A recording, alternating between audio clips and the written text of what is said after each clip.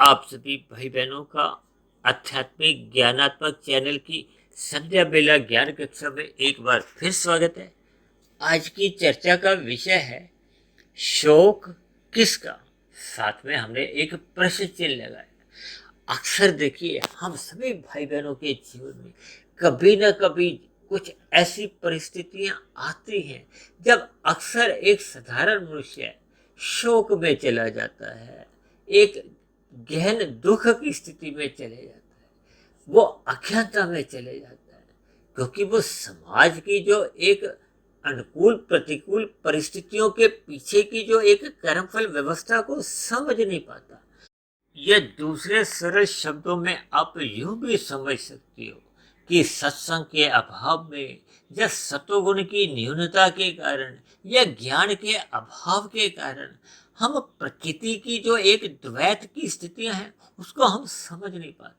देखिए प्रकृति का सृजन होता है, उसकी स्थिति बनी रहती है, फिर प्रकृति की स्थितियों में भी देखिए कुछ गिरावट आने आरंभ हो जाती है। जैसे आपका हमारा जो एक स्थूल शरीर है, आरंभिक स्थितियों में देखिए उसका विकास होता है, फिर उसमें स्थिरता आ जाती है, फिर उसमें भी हरस्य आना आरंभ हो जाता है और हरस्य आते आते आपके हमारे स्थूल शरीर की स्थिति एक मृत्यु को प्राप्त होती है। जबकि एक साधारण मनुष्य रजोगुण के प्रभाव से या तमोगुण के एक दूषित वातावरण में अपने दिनचर्या रखने वाले मनुष्य इन स्थितियों को सही सही समझ नहीं पाते। वो मोहजनक स्थितियों में अपने आप को घिरे रखते हैं, वो सदा ही सुखों को पकड़ना चाहते हैं। फिर ऐसे मनुष्यों के जीवन में जब जब देखिए अधिक सुख आते हैं तब वो उन सुखों को एक रस पूर्वक भोगते हैं, और जब जब इन सुखों में न्यूनता आने लगती है या दुखों का आगमन होने लगता है तब वो एक गहरे शोक की स्थिति में चले जाते हैं। उनके जीवन में एक नीरसता आ जाती है। तब ऐसे लोगों के जीवन में आध्यात्मिक उन्नति होना तो दूर की बात है, उनके जीवन में देखिए एक साधारण परिस्थितियों में जो एक भौतिक उन्नति भी होती है वो भी रुक जाती है। इसलिए हम सभी भाई बहनों को प्रकृति के स्वभाव को समझना होगा, प्रकृति के तीन गुण कैसे कैसे कार्य करते हैं उसको समझना होगा, हमें कर्मफल सिद्धांत को समझना होगा।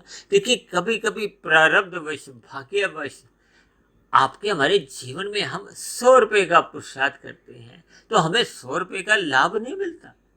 कभी कभी हमें देखिए 100 रुपए का पुरुषार्थ के बदले में 10 रुपए का ही लाभ मिलता है। तब ऐसी स्थिति में देखिए वो जो 90 रुपए का जो एक घाटा है वो पूर्व के किए गए पाप कर्मों के कारण हमें मिलता है। इसी तरह कभी कभी देखिए आपने हमने केवल 300 रुपए का परिश्रम किया है, हमें लाभ 3000 रुपए का मिल जाता है। तब ऐसी स्थितियों में वो जो 2700 रुपए का अतिरिक्त लाभ है वो पूर्व जन्म का कहो या पूर्व समय में जो हमने पुण्य कर्म किए होते हैं उसका हमें एक विशेष प्रकार का सुख मिलता है। ये देखिए कर्मफल सिद्धांत के अनुसार ये परिस्थितियां बनती रहती है। और दूसरी बात, प्रकृति के वातावरण में हम केवल अकेले मनुष्य नहीं है, प्रकृति के वातावरण में अन्य भाई बहनों को या अन्य मनुष्यों को भी कर्म करने की स्वतंत्रता मिली है। उनके द्वारा होने वाले पाप कर्मों को आप और हम रोक नहीं सकते, यानी कि उनके द्वारा होने वाली जो प्रतिकूल परिस्थितियां बनती हैं उनके कारण भी कभी कभी हमें दुख मिलते हैं। लेकिन परमात्मा की न्याय व्यवस्था में आपके हमारे ऐसे मिलने वाले जो एक अनिश्चित दुख होते हैं उनकी भरपाई कर दी जाती है, उनकी क्षतिपूर्ति कर दी जाती है। जबकि प्रकृति के वातावरण में जो जो परिस्थितियां आपको हमें मिलती हैं वो मात्र आपके हमारे एक जीवन को चलाने के लिए, एक उपयोग में लेने के लिए, प्रयोग में लेने के लिए है। हम यदि उन पदार्थों का, उन परिस्थितियों का भोग करने लगते हैं, उनमें आसक्ति जगा लेते हैं, उनमें रस लेने लगते हैं, तब ऐसी स्थिति में जब जब उन परिस्थितियों का, जब पदार्थों का एक वियोग होता है, क्योंकि प्रकृति में देखिए संयोग और वियोग कर्मों के आधार पर स्थितियां बढ़ती रहती हैं। तब ऐसी स्थिति में ज्ञान के अभाव में या सत्संग के अभाव में मनुष्य शोक की स्थितियों में चले जाता है। इसलिए हम सभी भाई बहनों को प्रकृति के 3 गुणों की एक स्थितियों को समझना होगा। परमात्मा आत्मा की जो एक चेतनता है उसका एक स्वरूप समझना होगा। हम सभी आत्मा ज्ञान स्वरूप हैं, परमात्मा एक आनंद स्वरूप सत्ता है।